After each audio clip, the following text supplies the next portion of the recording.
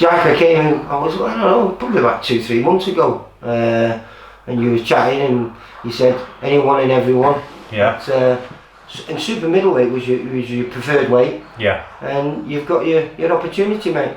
Yeah, well, you know, I've been keeping myself fit. I've been in the gym for a good 6 months, like all the time. Obviously the pandemic was on, but I was doing my own training at my own gym and getting in when I could. And the last couple of fights I've had at middleweight, I've struggled a little bit. I've been getting a little bit run down and a little bit ill before the fights.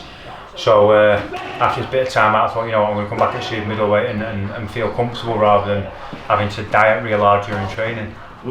Yeah, well, like I say, this is it's a strange fight for me because the kid's got a fantastic amateur first off, and his record suggests that he's a fantastic pro. 9 fights, 9 wins, 7 KOs.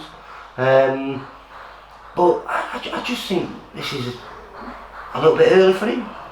Yeah, well, 100%. That's how I think as well. I don't know if they're looking at me and thinking, nearly 3 years since the last box as a pro, is he coming back for the sake of coming back, trying to pinch a bit of money, whatever.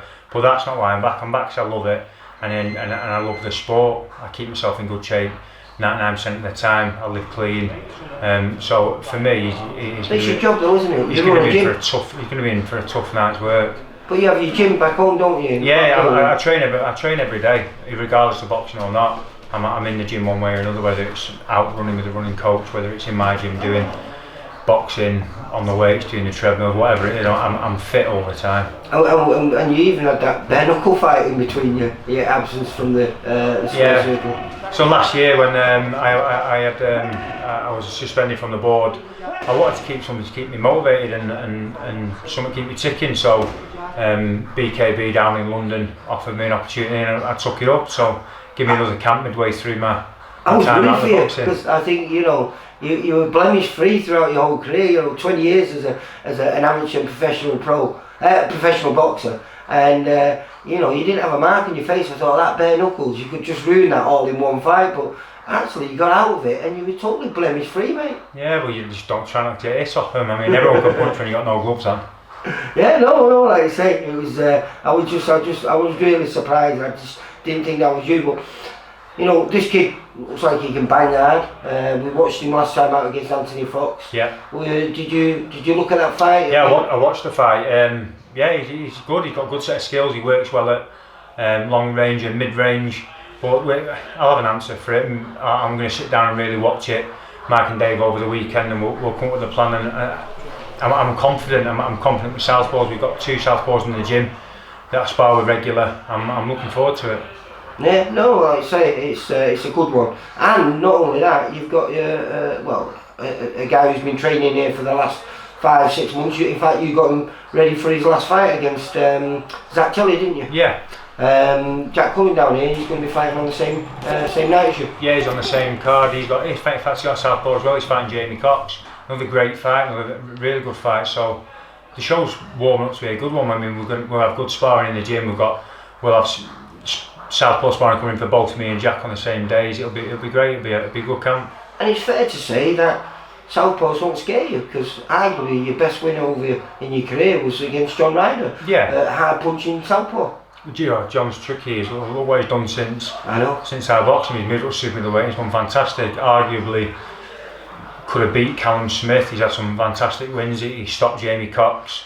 He's done really well. Well, that fight happened in the middle of your sort of like absence from boxing. Yeah. Was that a big inspiration for you to get back in when you seen what John had done there? Yeah, you know what, at one point I retired. I thought, you know what, that's not for me. By the time I get my licence back, it's going to be a long slug back, but I was going to these shows and watching them, and as soon as I got there, I was kicking myself and stuff, and watching John Ryder progress. It gives me the bit between my teeth. It brings me to the gym, watching these fighters go on, and I want to do what they're doing.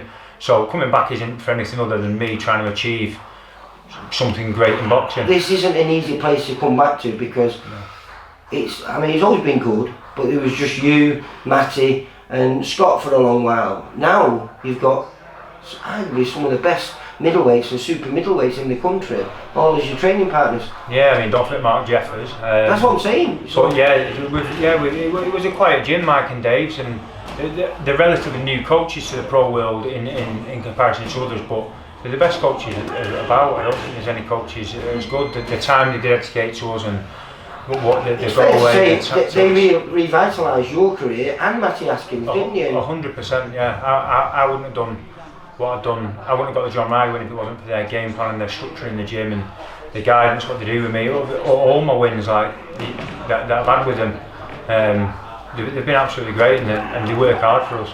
So you're confident? 100%, yeah. Can't wait for it. I'm properly buzzing. Can't wait to get in there. It's at Night of the Ladies as well, isn't it? Yeah, so three world title fights on I think it's on Katie Taylor undercard, so there's 3 world title fights on there. Jack Cullen against Jamie Cox, me against John Docherty, and I'm not sure who else I'm going to bill, but I'm sure they'll announce it pretty soon. Yeah, well, I think just the 3 girl fights a good fight, but adding you two onto the bill against, like I say, I mean, Jamie Cox is in a similar situation to you. It's about 2 years since he last fought. Yeah, it is, yeah. So I presume he's out there to make a statement, and you know, Cullen wants to get back to winning ways after that draw with Zach Jelly. Yeah.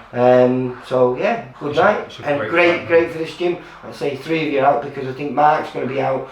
We're not sure the exact date, but he's got the rematch with Denzel Bentley. Yeah. So for me, he should have won the fight the first time round. The second time round, I think he'll pull into pieces.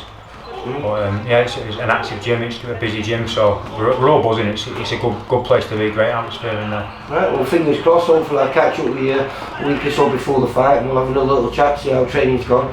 But just the bit I was watching there, you're looking sharp, mate. And Mike said to me on the phone, he said, perhaps the best shape you've ever been in. Yeah, well, like I say, I'm a bit of a gym rat. I've been in the gym non-stop for a long time, and while I've been off, I've been working on my craft. There's no point in me working towards getting super fit. I've been working on my craft, working on my boxing. But he feels that, you know, your boxing skills have always been second to none, but he feels like this extra weight, it actually benefits you, and he says you're punching so much harder. Oh, honestly, 100%. It's a bit of a wake-up call, because like, I'm in the gym and I'm enjoying being in the gym because I'm not getting here and thinking, God, I'm knackered, God, I'm starving. I'm getting here and enjoying boxing, and I personally think I'm punching out much harder. I'm sparring with the lads in the gym, and I can feel myself being able to push them back a lot more with ease, and I can see my punches sinking and them feeling it.